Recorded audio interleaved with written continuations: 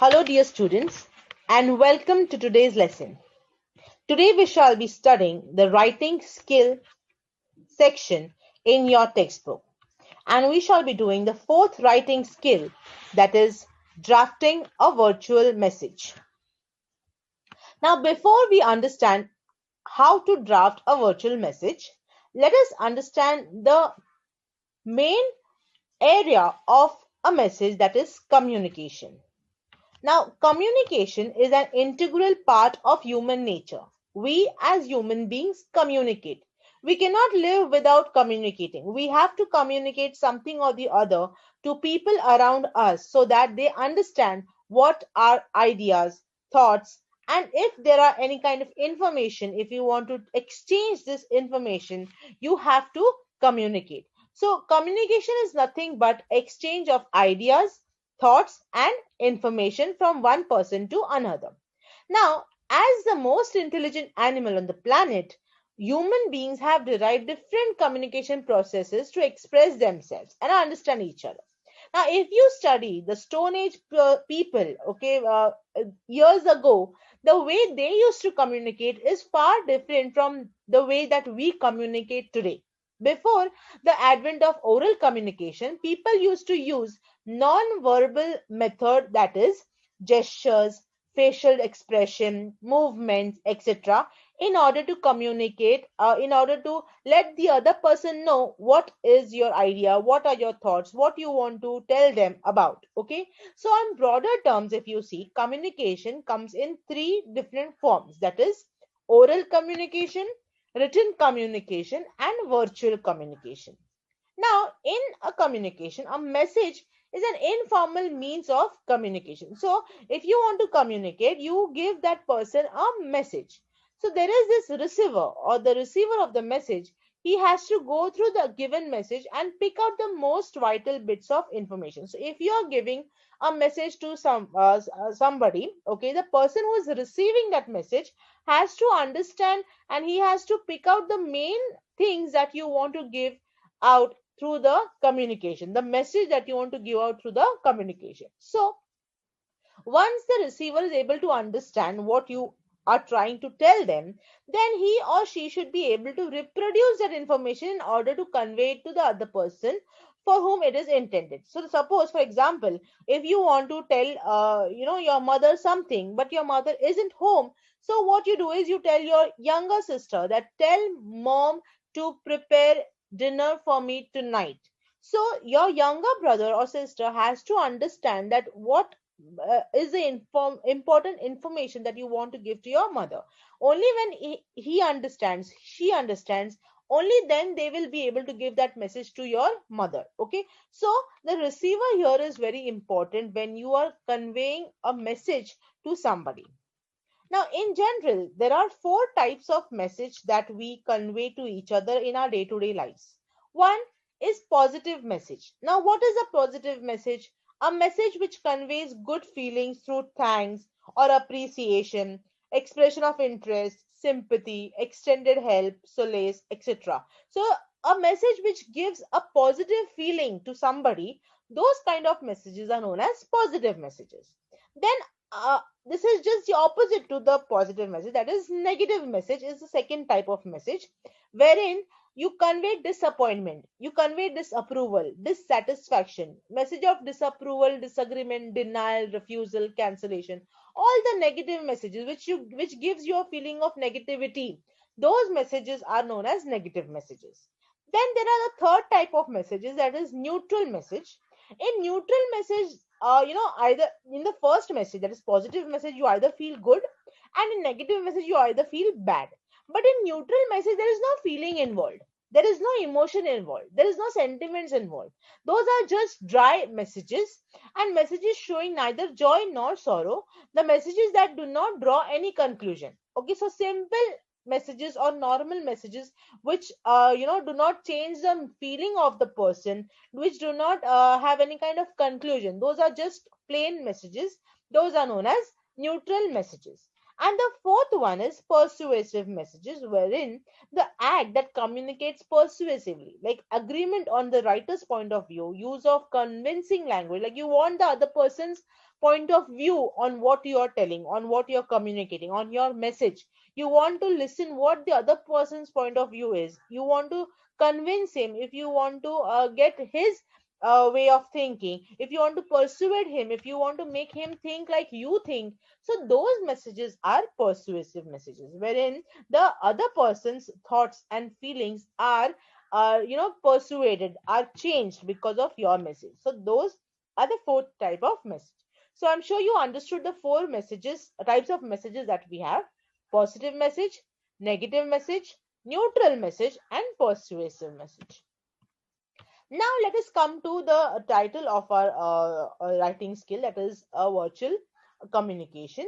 So first let us understand what is virtual communication.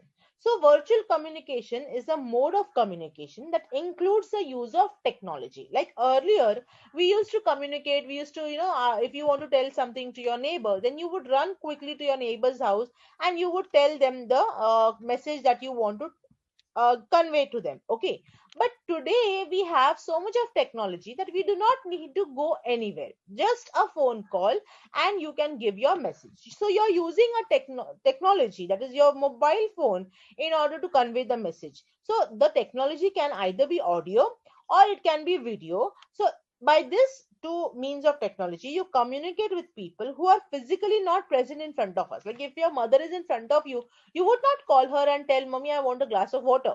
You would directly tell them. But the people who are not physically present in front of you, if you want to talk to them, if you want to communicate with them, then you use the technology which is available with us, okay, mobiles, laptops, computers, etc., and you can communicate with them. So the person you're communicating with can be either in the next room, he can be on the next floor, he can be in the neighborhood, or even miles away. You can communicate with them with the help of technology. So although virtual communication has started way back with the invention of telephone, advent of webcams, video conferencing, and instant communication, which has made virtual communication a big hit. Today, if you see, we use virtual communication in almost every walk of life. So when it started, people did not use it that much, or there were not many people who had the privilege of these technology. But today, if you see, technology like mobile phones, laptops, computers, they are available in every family, among your friends, in office, and many other places. So people are using it constantly. Also, today, if we learn more about what virtual communication is and explore why it has become one of the most popular ways of communication. So, let us see how we can make use of this communication to the maximum. Now, in addition, we give a sneak preview of some of the best virtual communication tools used across the world. Now, there are six major types of messages. One is directional message, where somebody tells you what you should do. Then there is messages of possibility, messages of reality, messages of necessity, new idea messages, and reframing messages. So let us get a look at all of them. The first one is directional message. So here, what happens is sometimes messages are directional. That is, they give us direction. They give us a point of view on the best way to achieve a particular goal. Okay. So either if you want to become happy, or you want to make money, or you want to, maybe lose weight or gain weight, or you want to do something, and there is a message which gives you direction of how to reach your goal. So those kind of messages are known as directional messages.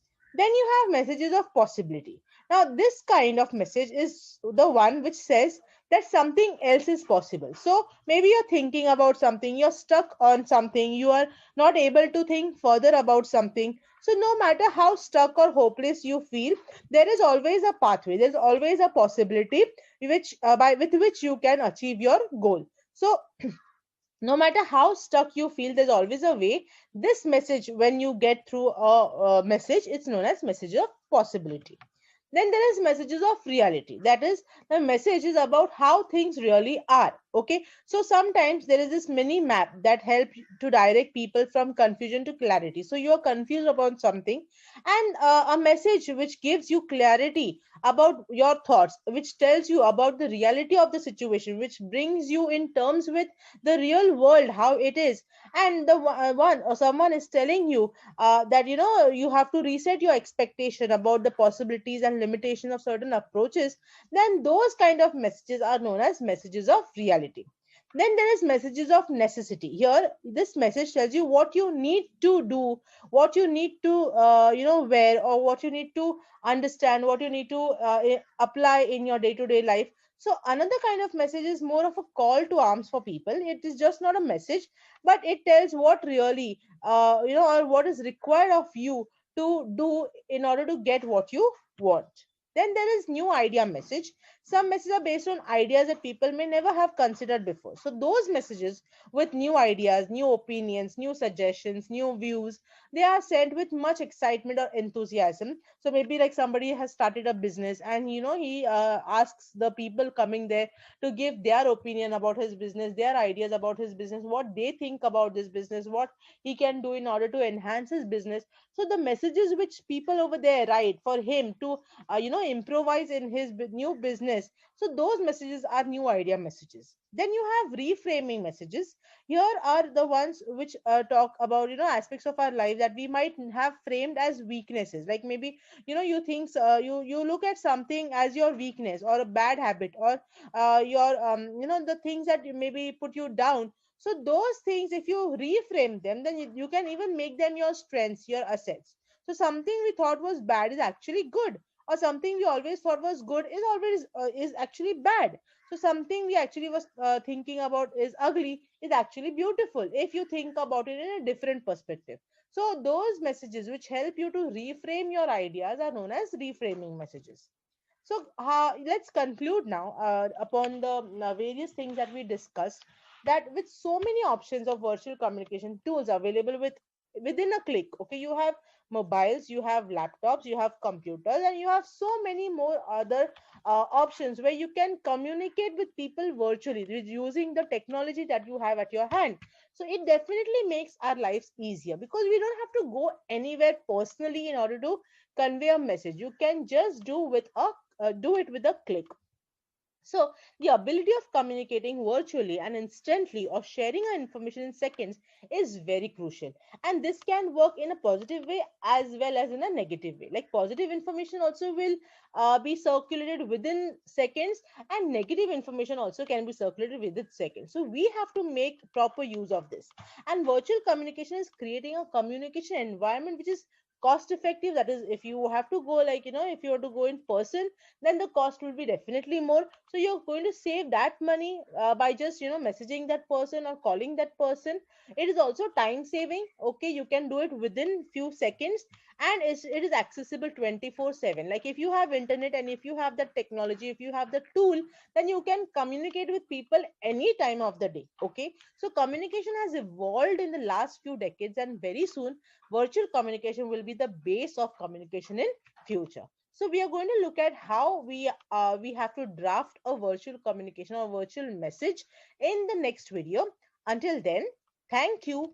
Have a nice day, and also please do read the chapter that is writing skills, drafting a virtual message in your textbook, at least up till where we discussed in this video. Further, we shall discuss in the next video. Thank you and have a nice day once again.